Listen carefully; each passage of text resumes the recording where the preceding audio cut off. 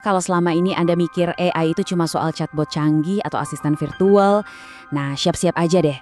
Hari ini kita bakal dengerin satu peringatan yang jujur aja cukup mengerikan dari seorang pakar top.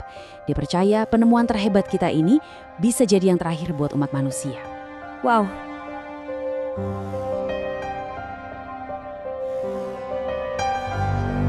oke, kita langsung mulai dengan kutipan yang bikin merinding kan. Ini bukan omongan orang sembarangan loh. Ini Dr. Roman Yampolsky, seorang pakar keamanan AI, dan dia bilang ini bukan film fiksi ilmiah. Ini benar-benar kekhawatiran nyata dari orang yang kerja di bidang ini setiap hari. Jadi taruhannya gede banget. Nah, rasa takutnya Dr. Yampolsky ini bukan cuma ngawang-ngawang ya. Ini tuh akarnya dari satu masalah utama dalam pengembangan AI, ketidakseimbangan. Gampangnya kemampuan AI itu lari kencang banget, tapi kendali kita buat ngatur dia itu ketinggalan jauh. Yuk kita bedah lebih dalam lagi maksudnya apa.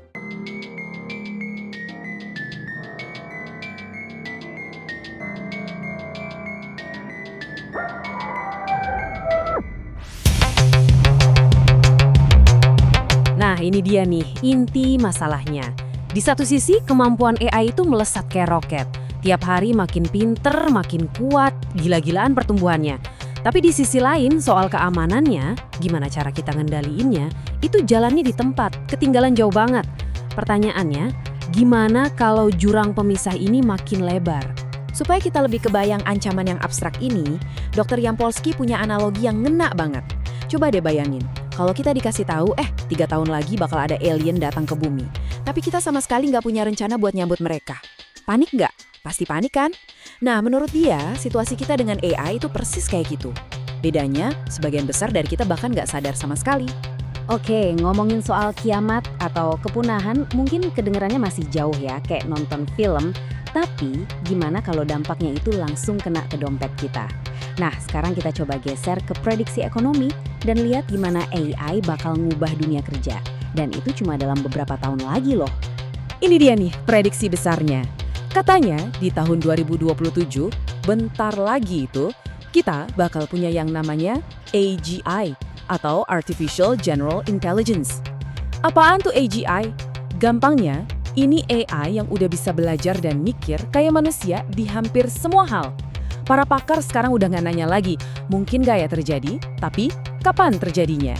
Dan tanggalnya itu makin dekat, makin dekat. Terus dampaknya apa? Nah, ini yang bikin kaget. Kalau AGI ini digabungin sama robot canggih yang bisa kerja fisik, Dr. Yampolsky memprediksi angka pengangguran bisa mencapai 99%. 99%. Coba bayangin deh, hampir semua pekerjaan yang kita tahu sekarang ini hilang. Ini benar-benar perubahan sosial di level yang belum pernah kita bayangin sebelumnya. Dengar angka 99% gitu, reaksi pertama kita pasti nolak kan? Nggak mungkin lah. Kita semua tuh cenderung mikir pekerjaan gue beda, pekerjaan gue spesial, nggak bisa digantiin.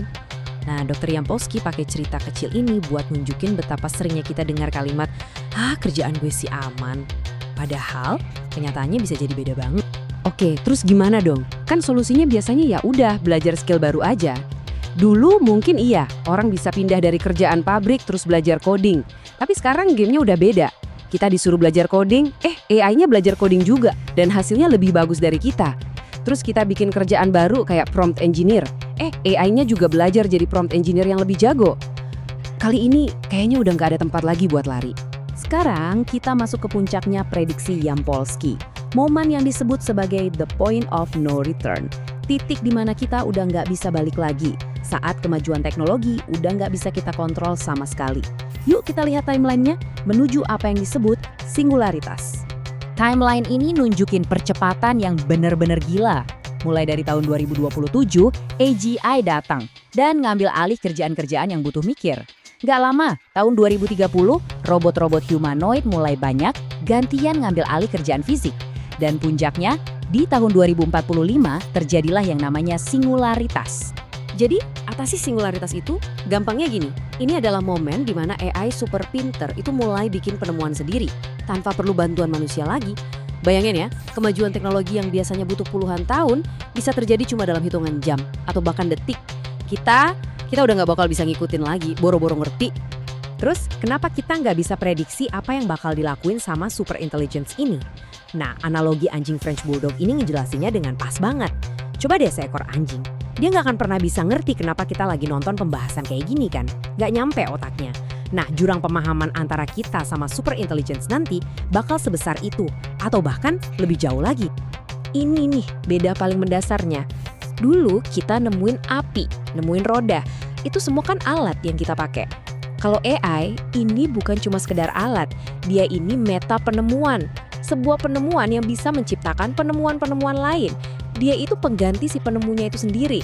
Dan ini bisa jadi alasan kenapa AI akan jadi penemuan terakhir yang pernah dibikin sama manusia. Oke, sekarang kita masuk ke bagian yang paling serius. Dengan kekuatan sebesar ini, yang bahkan susah kita bayangin, gimana caranya teknologi ini bisa membawa kita ke jurang kepunahan? Yuk kita lihat beberapa skenarionya. Bahkan sebelum kita nyampe ke level super intelligence, ya bahayanya itu udah ada yang bisa kita prediksi.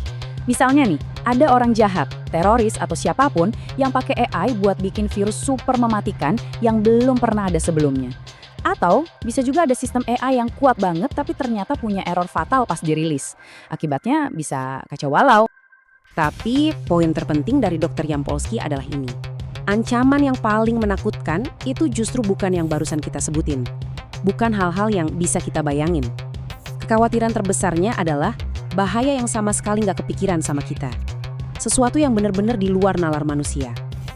Apa coba yang bakal direncanain sama kecerdasan yang levelnya udah jauh di atas kita? Dan ini membawa kita ke pertanyaan terakhir yang jujur aja bikin nggak bisa tidur. Kalau kita balik lagi ke analogi tadi, kalau super intelligence itu ibarat manusia, dan kita ini ibarat anjing bulldognya, gimana caranya kita bisa nebak langkah dia selanjutnya? Kalau kita aja nggak ngerti cara dia mikir atau apa maunya, gimana kita bisa berharap untuk ngendaliin dia? Nah, ini pertanyaan yang ditinggalkan oleh Yampolsky buat kita semua renungkan.